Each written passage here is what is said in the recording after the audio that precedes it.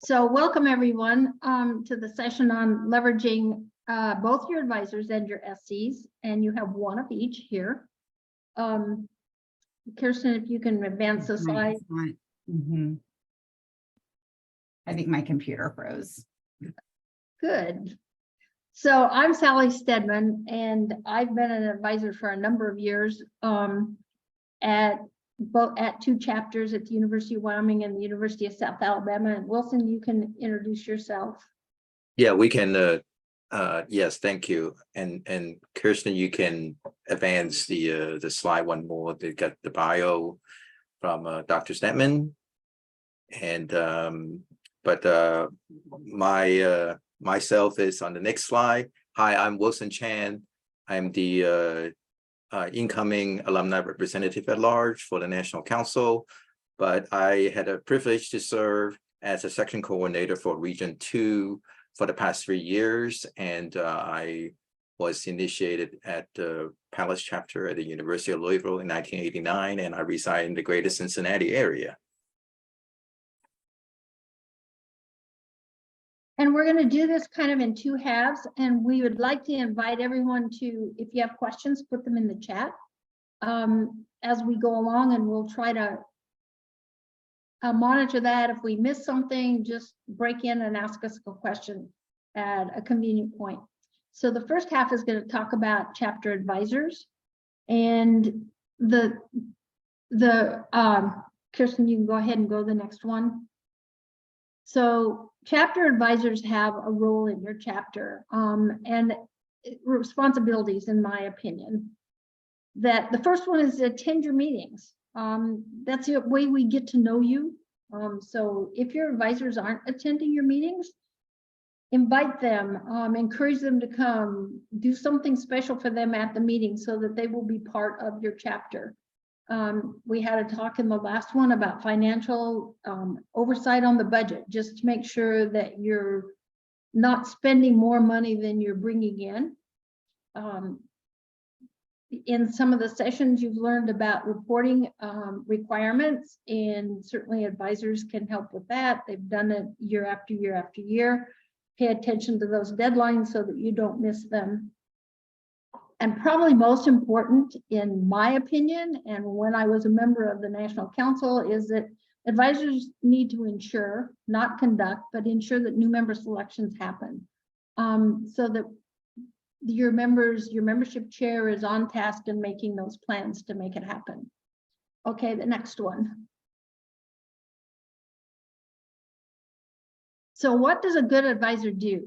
From their experience, and I'll talk briefly a little bit about where you find them and what you want them to do, but if they've been around for a while, they can provide their experience and their ideas.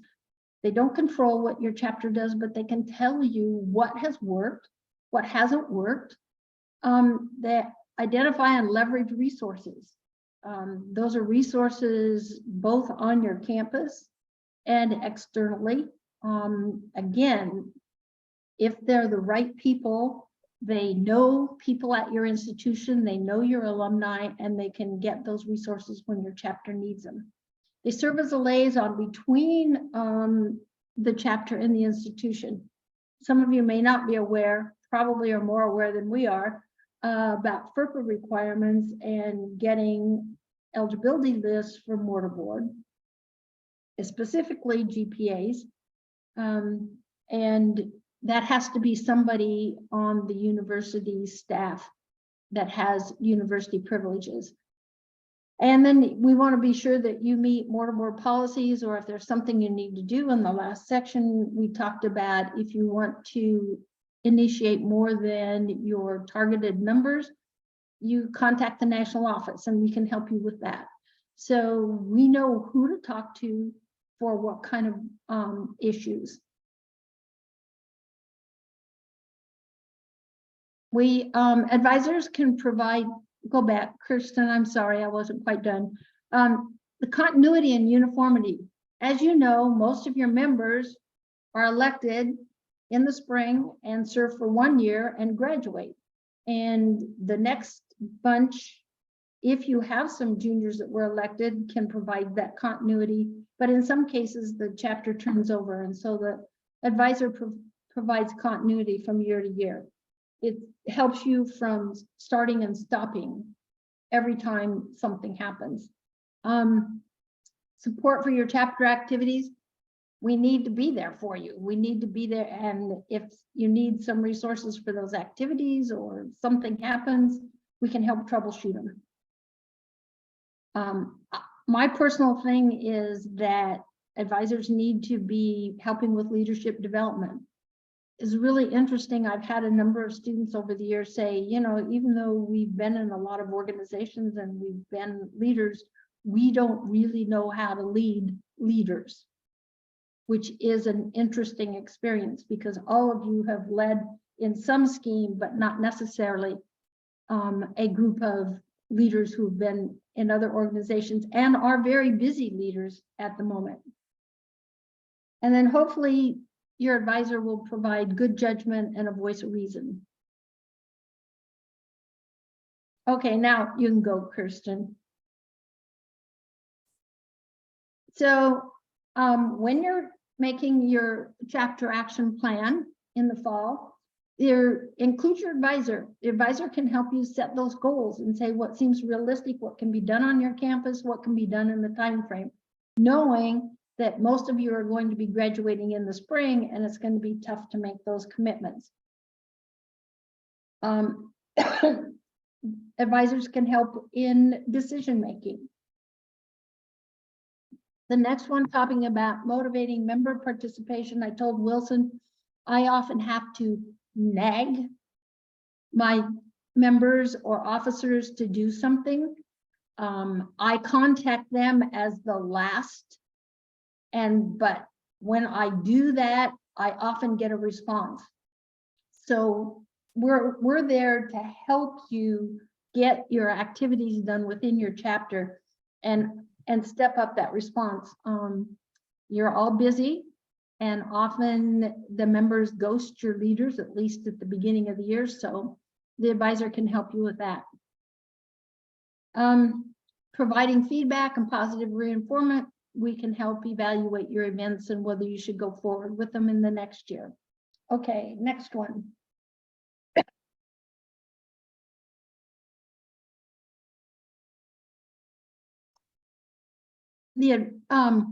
Kirsten, have we lost you? Thank you. Hopefully, if you haven't, that you have more than one advisor. The problem with only having a single advisor, that advisor can retire, they can move on to a different position, or they can just, life can interfere with their advising duties and they're gone. And then you have the same problem that you do with the membership of not having that continuity. So find 3 to 4. Purdue, I think, has 7 or 8. They have campus advisors and alumni advisors, and they rotate them. You know, however you do that, it makes it more fun.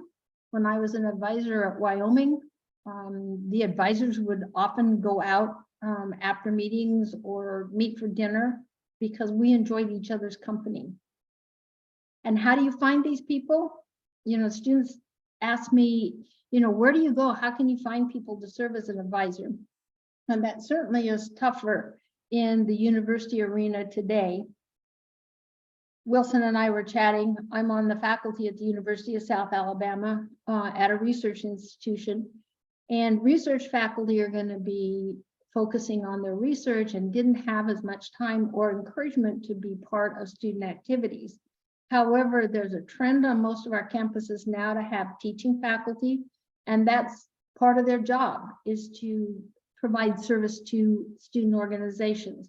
So look around amongst the faculty members that interact well with you in the classroom. They're going to interact equally well with you outside the classroom. Look at your staff. Kirsten pointed out, or I guess it was Patience earlier, certainly student affairs. The faculty, the staff that are in student affairs, that's their job, to work with student organizations. They've chosen their job because they enjoy that interaction. So it's a place to look, and alumni. And I think, Wilson, you served as an advisor, as an alumni Yep. member. So, there are various places to look for people, but I would start with finding people who know something about mortarboard and are interested. If you have events, like last fundraising event with Dunk, a faculty member, those faculty are good people to tap for as an advisor. Think about diversity, because that's going to help your chapter in the long run. If you're all biomedical science majors and your advisors are all in that area, pretty soon your chapter is only going to be biomedical sciences. But if you've got somebody in music, and you've got somebody in athletics, and you've got somebody in physics, you're going to be able to appeal and get a more diverse chapter participation. And the last one, a couple of words about what you need to do with, I call it the care and feeding of advisors. Once you find those advisors, you need to keep them. So tell them that they've done a good job.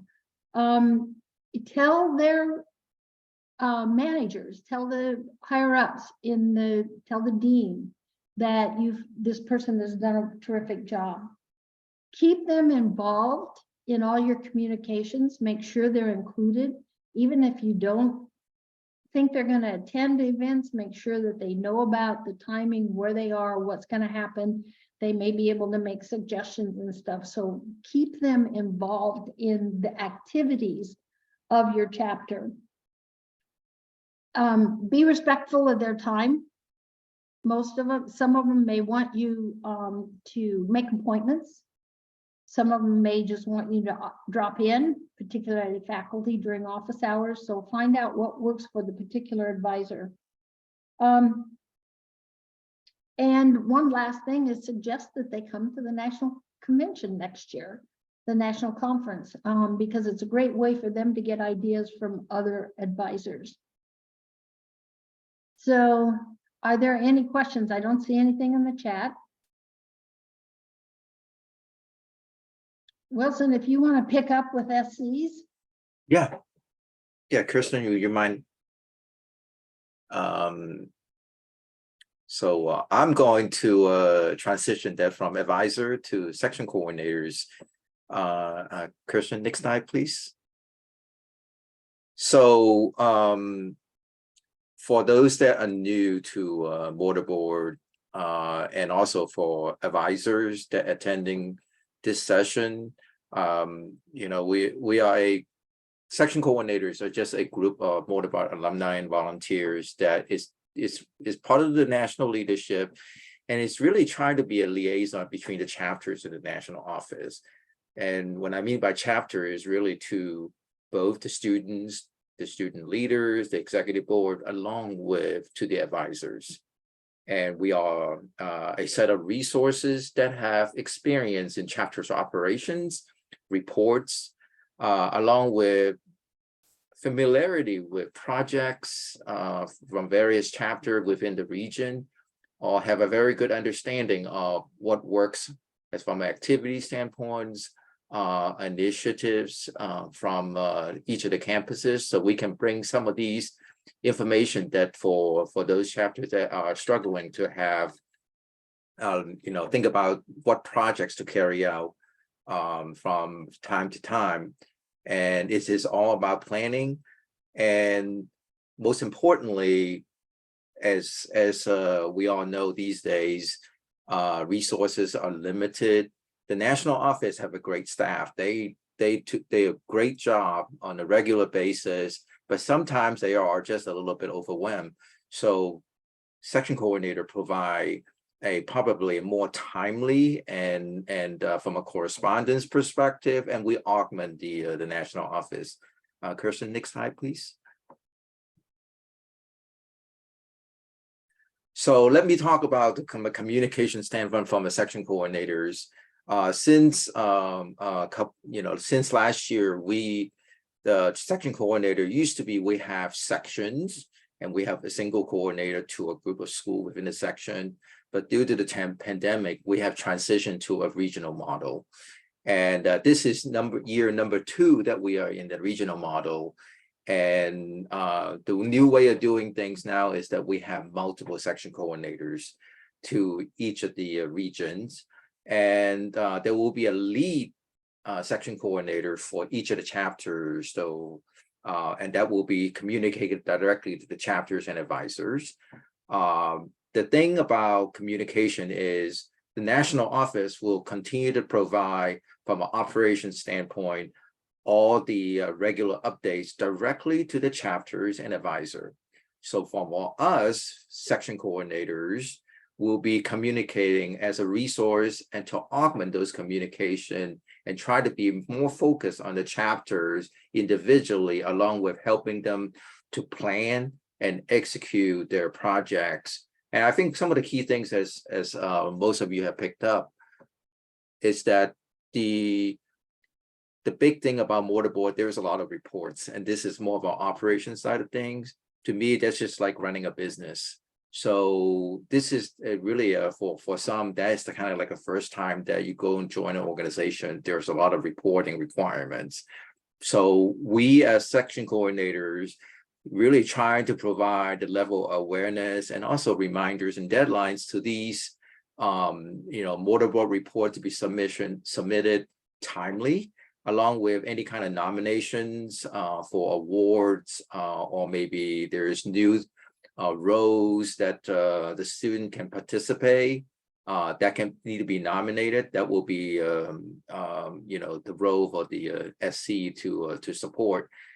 And to me, I have done the SC role for about 3 years now, and what I've learned is there are opportunities to collaborate, and having section coordinators to learn about each of the chapters, and when we bring them on, bring the chapters onto a regular communication, like a Zoom call or something, that we can help them to collaborate with other chapters that to learn about other projects and campus activities, that we need to learn from the best ideas, but we can also translate it into your campus activities so that you will make it your activity instead of just copying somebody's some other mortarboard chapters activities.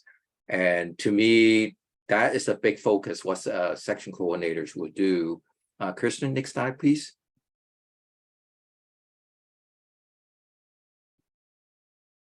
So engage, how do we engage SC? Obviously, it's very simple, email, there will be regular Zoom call, and if it's urgent, do give us a call. We are very happy to take your call. And by the way, if we're not there, leave a message. And I do this as a best practice, that I typically email, and then if I feel it's really urgent, I will call at the same time, just to make sure that people will try to let them know that this is important. I want to have a message, and I want to call back quickly. With the SC, we can also help getting the chapter and advisor in contact with mortarboard alumni in the area, along with potentially national leadership. To me, the biggest thing is that you want to magnify and amplify your events on campus. So anytime that there's an opportunity to bring national leadership onto campus, I think that would be most welcome. And to me, it's about recognizing the chapter's activities and able to let everybody else know, within mortarboard, that hey, we're doing this, and this is successful. And by the way, we get the attention from the national office. So I think that's a very much something that we encourage. The other thing, kind of Sally mentioned previously, is the membership selection. If you haven't done one, that's kind of difficult, and there are guidelines in the handbook, but having the opportunity to speak with someone to describe it in person, talk through it, it really kind of ease up a lot of the anxiety and tension about how to conduct a proper membership selection process. So section coordinator can really help with that. And another value add the SC really provide is maybe helping the chapter look over the reports that they have before they submit it to the national office. And I would always, encourage the chapters I work with to, if they have any question or they're in doubts, they don't know what to fill in, where we will do is augment the chapter advisor to help them with submitting the reports. There's no right or wrong, but it is something that I think it will be a great value add, and we'll continue to have the chapters engage the SC to do that. And last but not least, nomination for chapter awards. Some of the chapters are very active and they really deserve the chapter awards and recognition. So we will do that on the chapter's behalf. One of the things that the last line on the screen is really about assisting chapter with potential conflict. Those issues do come up from time to time, and it may require SC to assist the advisor to resolve issue along with the national office. So we'll provide a help, assistant and conduit for supporting that. But in general, my advice to chapters and advisor and the student is that engage your SC, engage them often. They could be really a strong advocate to the chapter, along with, again, encourage and collaboration between chapters in the region. So that's something that I think the chapters really can use and leverage.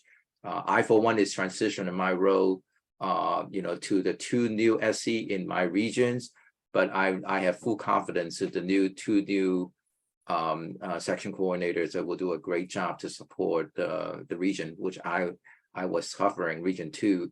But this will apply to all the regions at Mortarboard. So I think that wraps up the talk track. Next slide, please, Kirsten. So we will kind of help entertain some questions for at least 2 or 3 minutes. Any question, or you want to put it on the chat?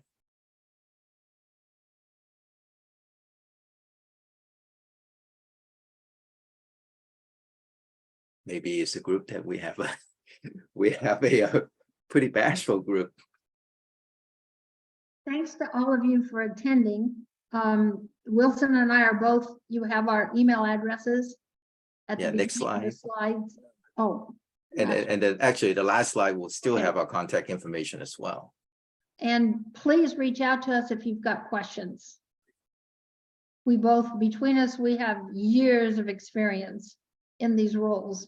Can I ask a question that some of them may have? And Dr. Stedman, this is for you. And first, let me apologize for the technical difficulties at the beginning.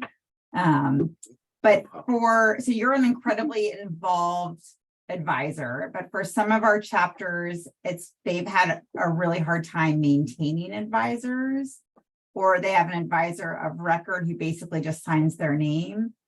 Do you have kind of, I guess, particular advice for those chapter members who sort of start to get frustrated because they might feel like they're spending all their year just trying to secure an advisor? When I approach somebody, and the students approach them, and then I tell them what the real job is, because the students may make it sound like this is a 40-hour-a-week job being advisor, and I say no.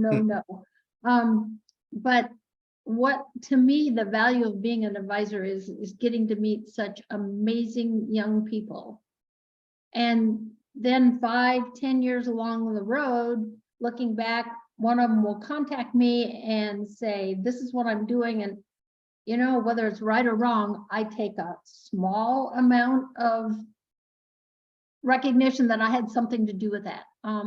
The students are just amazing. And that's the great thing about advising Mortarboard. So that's what they need to sell. I know it's hard to say, yeah, I'm an amazing person, but you can say your chapter is amazing And they do all these great things, and you're going to meet all these people from across the campus that you would have never met when you were working at your desk. So, you know, think about joining us. Great advice. I agree. They're great students, fun to work with. The other piece of advice is that I tell advisors is you often have to step in because they have giant plans and you may have to help them rein them in.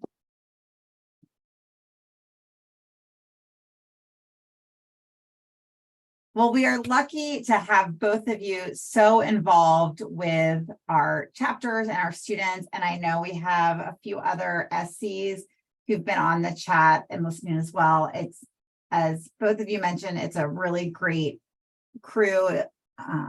So just students know you have a lot of resources available to you.